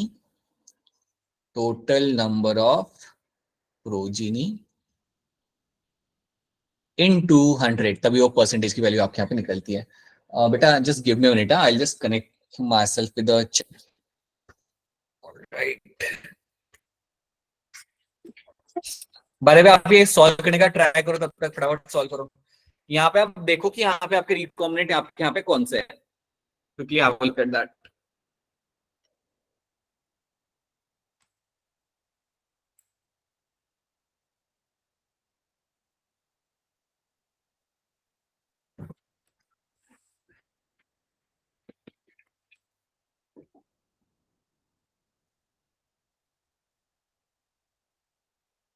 alright, किसी ने सॉल्व कर लिया?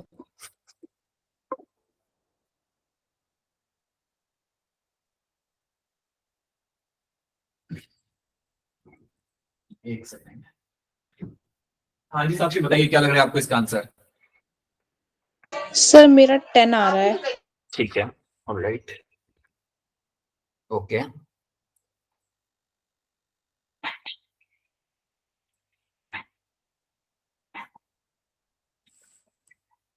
ठीक है, चलिए अब हमें करना क्या, आपके सामने यहाँ पे क्रॉस देके रखा हुआ है, राइट।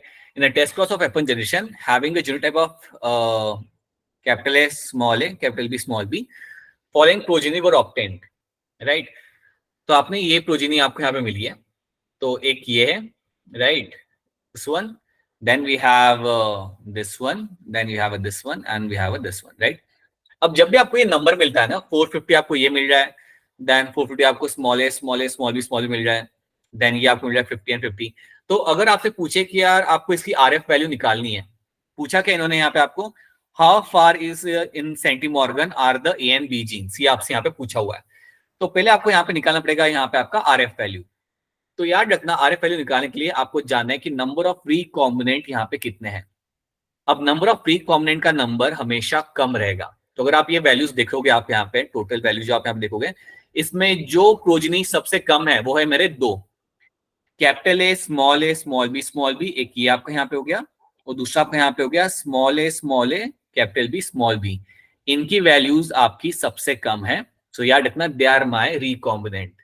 याद रखना रिकॉम्बिनेंट की वैल्यूज हमेशा कम रहती है, जो पेरेंटल होते हैं, जो पेरेंटल जीनोटाइप होता है वो आपको ज्यादा मिलेगा। तो फॉर श्योर ये जो capital A small b capital B small b आपका पेरेंटल है, and small a small b small b is the parental one, right. तो अब इसको हम फॉर्मूला लगाते हैं। तो number of recombinant are 50 + 50, that means 100। ये बात समझ आ रही है आपको यहाँ पे? यहाँ तक ये चीज क्लियर है नहीं है, बता दो पहले। Yes sir. ठीक है, अगेन प्लीज जबरदस्ती यस मत बोलना, ना आ रहा हो तो बता दो, मैं रिपीट कर दूंगा। सो 100 मेरा यहाँ पे आ गया। अब आप यहाँ पे देखो, इसका टोटल लगा लो, फटाफट टोटल कर लो, 450 + 450 हाँ सब कुछ 450 प्लस 50 तो ये हो जाएगा आपका यहाँ पे 1000, ये हो गया मेरे यहाँ पे 1000। सो टोटल नंबर ऑफ प्रोजीन मतलब उसमें सब आएगा, पेरेंटल रिकॉम्बिनेंट मिला के टोटल नंबर आपके यहाँ पे जाएगा 1000, राइट, इनटू 100। तो जब आप यहाँ पे सॉल्व करोगे तो आपका यहाँ पे जो आंसर आएगा that's going to be your 10%। So 10% is the value of my RF। तो RF की वैल्यू जो मेरे यहाँ पे निकल के आ रही है, RF की वैल्यू जो मेरे यहाँ पे निकल के आ रही है दैट्स गोइंग टू बी 10%। ये है मेरी RF की वैल्यू। और एक सिंपल सा रूल आपके यहाँ पे ये कहता है, एक सेकंड रुक जाना, हाँ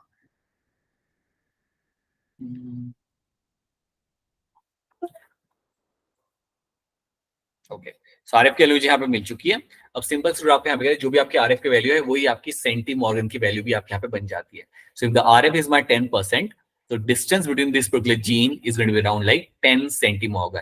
अगर RF की वैल्यू आपको मिल चुकी है तो आपको और कुछ नहीं करना, you just convert it into a centimorgan. इसमें भी आपको कोई कन्वर्जन करना नहीं, आपको यहाँ पे लिखना है 10 सेंटीमॉर्गन, वो भी आपको लिखना नहीं, आपको वहां पे ओएमआर पे टिक करके निकल जाना है। सो 10 बिकम्स माय करेक्ट आंसर, ठीक है। तो ये होगा मेरा डिस्टेंस बिटवीन द जीन्स। अब याद रखना हमेशा कि जब भी आपसे पूछा जाएगा हाउ फार इन द सेंटीमॉर्गन या व्हाट इज अ सेंटीमॉर्गन वैल्यू, तो आपको पहले RF निकालना पड़ेगा। उसके लिए आपको ये डेटा वो लोग दे के रखेंगे, इसके बगैर आप RF निकाल नहीं सकते हैं।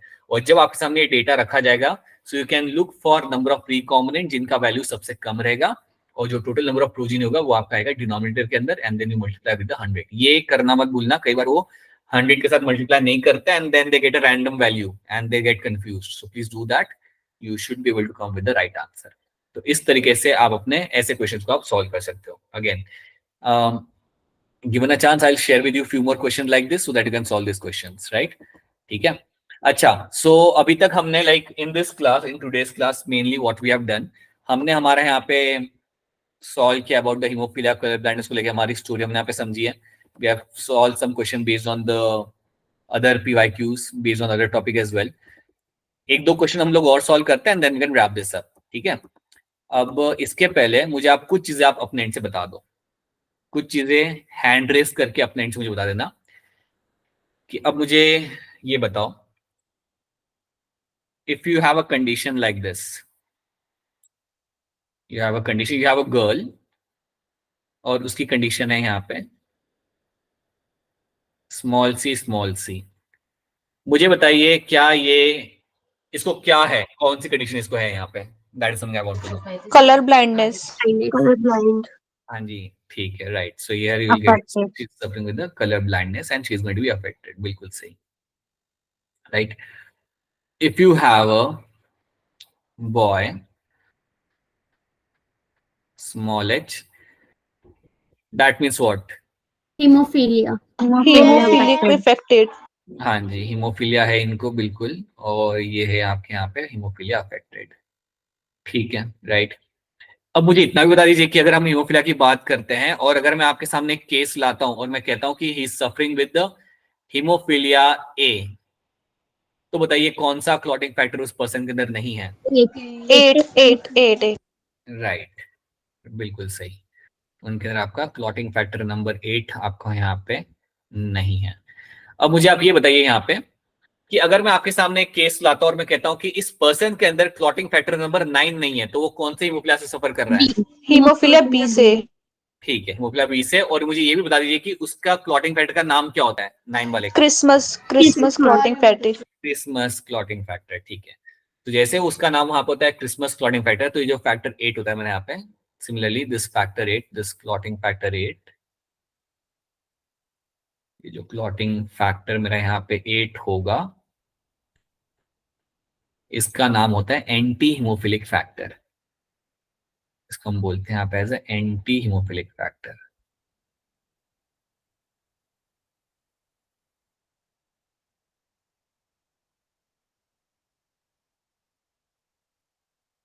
ये ज्यादा सीवियर होता है यार, is going to be much more severe than any other condition.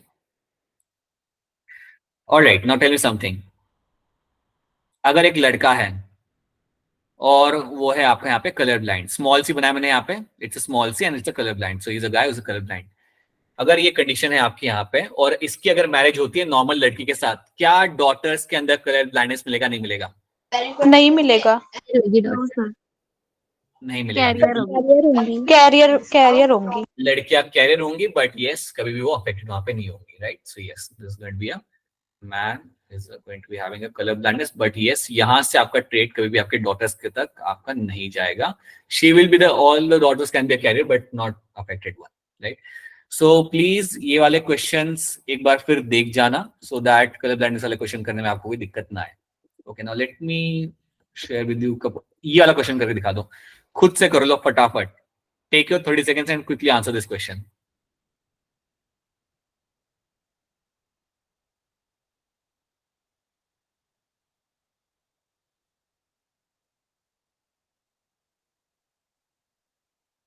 Blue eye color is resistant to a brown eye color.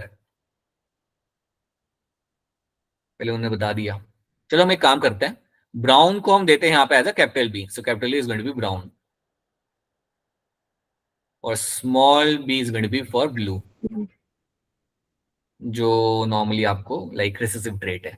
ठीक है, तो अब आप देख लो और बता दो क्या होगा इसका आंसर. सर मैं बताऊं? अरे रुक सर जाओ, मैं अरे रुक जाओ, करने दो, सबको करने दो, ऐसे नहीं.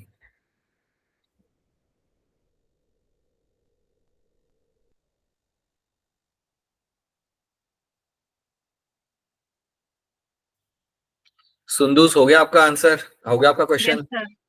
यस सर हो गया। बताइए सुंदूस, क्या होगा आपका आंसर? ए होगा। ये होगा, ठीक है. मनीषा आपको क्या लग रहा है? सर ए। ऑलराइट, दीपक आपको क्या लग रहा है? सर ए। राइट, मुझे भी यही लग रहा है. So yes, is going to be a correct answer over here. So now let's see what has been happening. A brown color man whose mother was a blue-eyed. ठीक है, so एक लड़का है यहाँ पे आपका who has a brown eyes, right? But उनकी mummy थी, उनके पास blue eyes थी, तो उनकी मदर जो उनके बारे में हम यहाँ थोड़ा सा मेंशन कर देते हैं. So मदर के पास blue eyes थी, so that means she was having small b, right? तभी तो मदर हो सकती ब्लू आई वाली, right? So mother was blue eye और इनका जो लड़का था, लड़का was having the brown eye, right? तो यहाँ पे हम लिख देंगे लड़के की आंखें जो होंगी यहाँ पे होगी capital B small B, that is the brown, heterozygous brown, right? And इनकी मैरिज यहाँ पे किससे हो रही है? whose mother was a blue-eyed marries a blue-eyed women. So इनकी जो मैरिज हो रही है यहाँ पे blue-eyed women से यहाँ पे हो रही है. So small b, that's for my blue, right? That's always going to be for my blue. तो चलिए देखते हैं फटाफट यहाँ पे कि आपका क्या हो जाएगा यहाँ पे अगर ऐसा होता है तो what can be the things you can find happening here, right? So capital B small b, यहाँ पे कहते हैं हमारा small b. So now you have a capital B, small b. Again, same thing over here. So यहाँ पे मुझे दिख रहा है that brown eye and blue eye का रेशियो मेरे यहाँ पे सेम निकल रहा है. अब क्योंकि मेरे यहाँ पे रेशियो सेम निकल रहा है, so that ultimately means that the answer is going to be by 1:1. बस ऐसे ही क्वेश्चन आ जाए 3-4 back to back, this will be the answer. So both blue eyed and brown eyed will be my 1:1, right? ठीक है, तो ये आपका यहाँ पे आंसर बन जाएगा. Okay, so that is something we have done. So बाकी क्वेश्चन आप कर सकते हो एज अ होमवर्क. ये सारे आपके बड़े ही सिंपल क्वेश्चन है, right? You know all those question. इसका आंसर क्या होगा? Multiple alleles control inheritance of, इसका आंसर क्या हो जाएगा? Blood group, blood, right? Multiple alleles का सबसे बड़ा एग्जांपल आपके यहाँ हो जाता है ब्लड ग्रुपिंग वाला. So you know all this kind of question. I can share with you as a homework. You can have a look at them. ठीक है. एक क्वेश्चन आप कर दो, एक लास्ट क्वेश्चन कर लो यहाँ पे, लास्ट क्वेश्चन, ठीक है? उसके बाद मैं आपको फ्री कर दूंगा. ये वाला क्वेश्चन कर लो आप, बस खुद से पढ़ लो, take your time and then try to answer this question. बड़ा ही लाइक इलैबोरेट है लेकिन है बड़ा सिंपल सा question. Just try to do this. Sir done हो गया? सर हो गया. Yes sir. अच्छा, बताइए क्या होगा आंसर? सभी -25 मेरे साइड से. सर ए. क्वेश्चन में पूछा उन लोगों ने, choose the incorrect statement of the following. इनमें से कौन सी स्टेटमेंट आपकी यहाँ पे इनकरेक्ट है वो आपको आपको इन्होंने यहाँ पे पूछा है। ए होगा। अब चेंज होगा करो, अब सर। करो वो बबल जो किया था ना शीट पे, उसे वापस करो। सो इट इज सर वो इनकरेक्ट करके भी करेक्ट बता दिया था। सी अब देखो सुनो, अभी आपका स्नैपड्रैगन की आपको स्टोरी मालूम है। Snapdragon is example of my incomplete dominance, right. Red flower लेते हो आप यहाँ पे, रेड व्हाइट लेते हो, आपको मिलता है आपके यहाँ पे pink flower, right. You know that thing. उसको आप सेल्फ क्रॉसिंग कराते हो, आपको व्हाइट, रेड और पिंक आपको तीनों मिल जाता है वहां पे, राइट। और आपको ये भी याद होगा कि उसका रेशियो क्या होता है। You have a ratio of 1:2:1, ये रेशियो आप जानते हो, ठीक है। So you know the story of incomplete dominance. अब यहाँ पे दिए हुए हैं आपके सामने 4 स्टेटमेंट, बताना है आपको कि इनमें से कौन सा मेरा यहाँ पे इनकरेक्ट है। तो पहला स्टेटमेंट को चलो जाए, उसको साइड में रखते हैं, बाकी स्टेटमेंट हम यहाँ पे देखते हैं।